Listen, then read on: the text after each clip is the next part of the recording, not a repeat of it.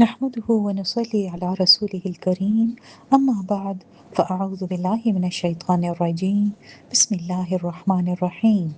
رب اشرح لي صدري ويسر لي أمري واحلل عقدة من لساني يفقه قولي. السلام علیکم ورحمة الله وبرکاته. د وایشافی کې بنن فصل نمبر 15 پنځلسم فصل ووایو ګناه در ګناه.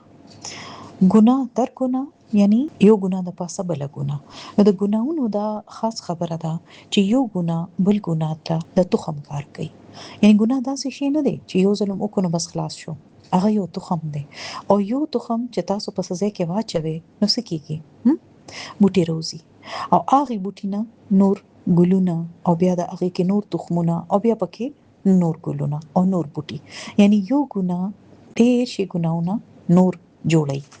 دغه شانته د یو نه بستبل بل نه بستبل ګناه پیدا کیږي. مثلا یو کس او بیا د حد تر ورسی چې هغه لپاره ګناه پر خودل او دای نه راوتل ګران شي. هغه لکه د پوختو د دلدل پای کې انخلي.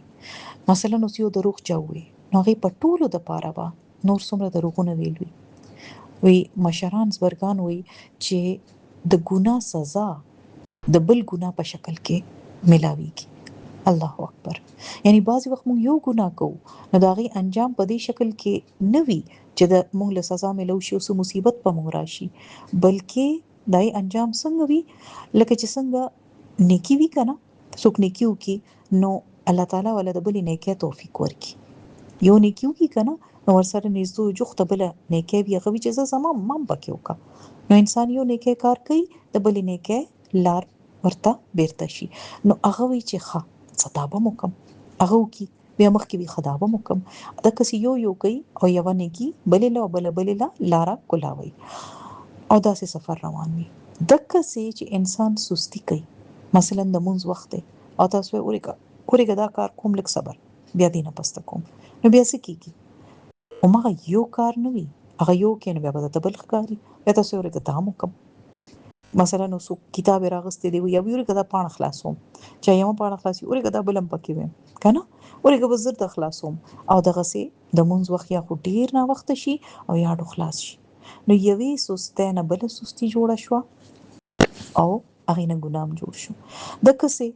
تاسو مثلا چې یو نیکیو کې چې تاسو چې اړه مې نه کیږي زه به صرف فرض مونږ کوم چې تاسو چاردام وکې نو تاسو یې سنت کولو کې به څومره وخت لګي زه سنت به وکم بیا چې مونږ کې تاسو یې زه نفل به وکم بیا وایزه لږ ذکر هم پکې وکم نو دا څنګه کیږي دا داسې کیږي چې تاسو نیکیو کې نو تاسو خوشاله شئ بیا په انسان کې طاقت راشي د خوشاله په وجه انسان بیا نور نیکه کولو شوق پیدا شي. ته هم دا سې دی لکه چې یو سټوډنټ وي هغه سبق وي طالب علم او داغه خې نمبر راشي نو سکیږي داغه شوق زیات شي هغه به چې خو نورم سبق ویل شم لګ نور به وایم او بیا چې هغه وکي نو د کشان اومغه نیکی اغله دعوت ورکي او د قصیده نیکو سلسله زیاتیږي یو زنجیر دی جوړ شي او بنده ته به حساب فائدہ حاصل شي او د هغه نیکه تیماري زیاتیږي نو چې کوم شکل د نیکو دی اومدغه د ګناونو دی نو دا سه طاعات او معاصی یعنی اطاعت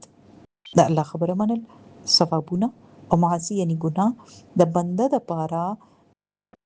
لازم او ثابت شي یعنی بیا انسان پرې خو دی نشي کني کی وی نیکس کوي هغه نشي پرې خو دی او که ګناه وي نو هغه ګناه بیا نشي پرې خو دی. دغه سي د دې مثال دام دی چې لکه نیک کس چې کوم نیکی کوي نو چې اته پاتې شي نو هغه ځل کې تکلیف محسوسوي زړی تنگ وي مثلا روزانه تاسو قران شریف وای تلاوت کوئ سوچ باندې سفر بیماری په وجه د تلاوت پاتې شو نو نیک کس تسکیږي اړې بے چینه تکلیف وي چې نن ما نه وظیفه پاتې شو او د دې غفلت په وجه هغه باندې وای چې لا د ازمکه پیرا تنگ شي هغه ځان داسې غني لکه چې یو مې چې کم د وبو نه راوتی تړپیږي چې بس وبو ته وردن نشم او چې وبو ته وردن نه کې نو علمې ته سکون ملاويږي کنه یعنی چې څنګه یو ماحول وی کنه یو مجلس وی په هغه کې مونږه ته خوشحالي نصیب کیږي په هغه کې مونږ خوشحالي او کله آی ماحول نه روزو نصیب کیږي مونږه خفایو تړپیګو او بیا سکون کله راځي چې کله ته ورسو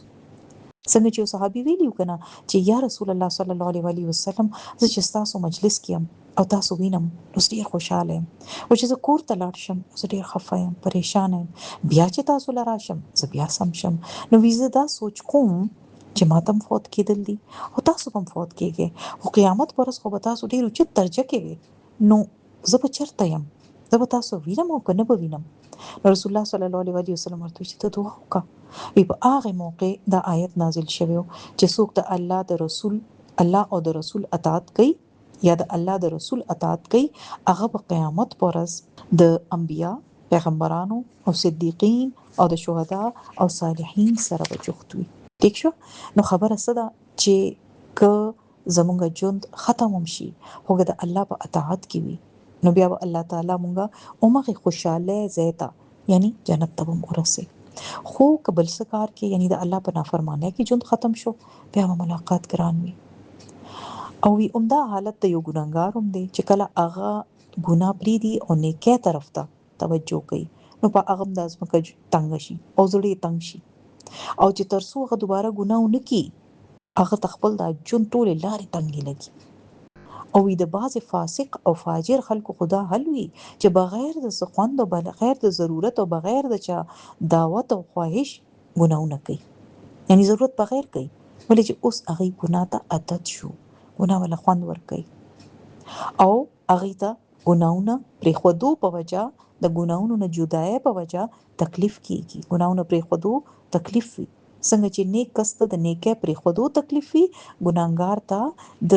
ګناه پرې خودو تکلیف وي نو د دې باره کې بیا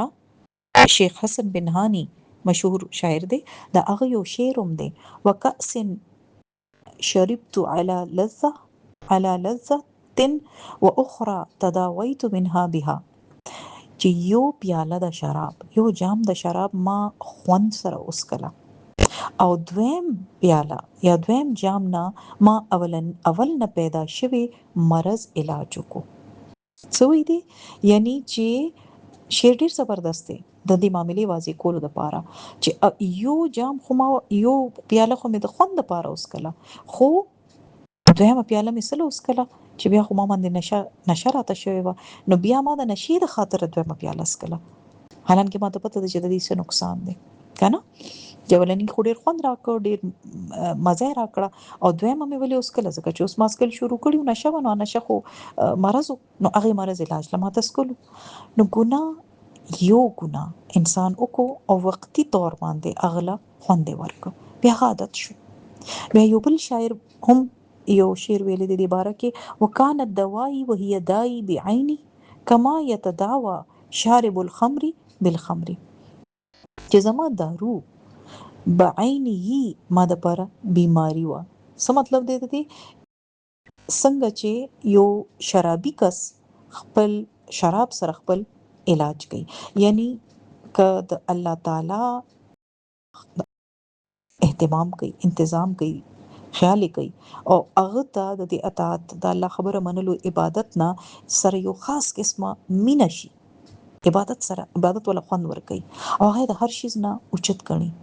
نو د بنده دا حالت وي چې په دې حالت کې الله تعالی هغه د پر خپل د رحمت فرشتي لېږي چې کوم دای هر قسمه امداد کوي نو د دې په اړه کې قران کې حدیث آیت راغلي دي ان الذين قالوا ربنا الله ثم استقاموا تتنزل عليهم الملائكه الا تخافوا ولا تحزنوا د دنیا کې مسوي چې کوم کس نه کې په لار اوسې نو الله تعالی خپل فرشتي هغه مدد لرا لېږي او دا فصل کې د نورې نه کې خیال اچي نوې آیډیاز هغه د اطاعت او عبادت شوق ور کوي دا ایمانی جذبات روچتای کټ پپری دي هغه تهجد د لپاره پاسېدل اساني کټ نه پاسېدل آسان شي او هغه په کوم حالت کې چې وي کوم مجلس کې چې وي هغه پاسې او اطاعت او عبادت کې یعنی اغلا هیڅ قسمه مجلس پر خودل ګران نه وي مونږ خلک ټول وختات فتویلو خام چې گاډي کې مونږ پسند کوم خوادینو بیا پسند مونږ کوم خنو چې سو فوتکی کې بیا پسند کوم دا پسند کو اصل خبره ده چې مونږ ته روسه هغه خوندړونه د غستې کوم چې د عبادت وي نبی کنه د عبادت ठंडक د عبادت چې زړه یخي هغه شانته نبی صلی الله علیه و وسلم د پاره مونږ سو قرۃ عین بالصلاه چې د سترګو یخوالی او د هغه مونځ خوند به یې ورکو. نو دې کې څه وایي چې څنګه یو بنده ګناهونو او معاصي سره مینه کوي، ګناهونه محبوب لري او د خیر او د نیکۍ په مقابله کې ګناهونو له ترجیح ورکوي، نو بیا څه کیږي؟ الله تعالی شیاطین په هغه مسلط کی او دا شیطانان ګناهونو کې دغه مدد کوي او د هغه شیطانی او نفسانی جذبات راوچتای. نو اولنې بنده هغه دی چې د چا مدد لپاره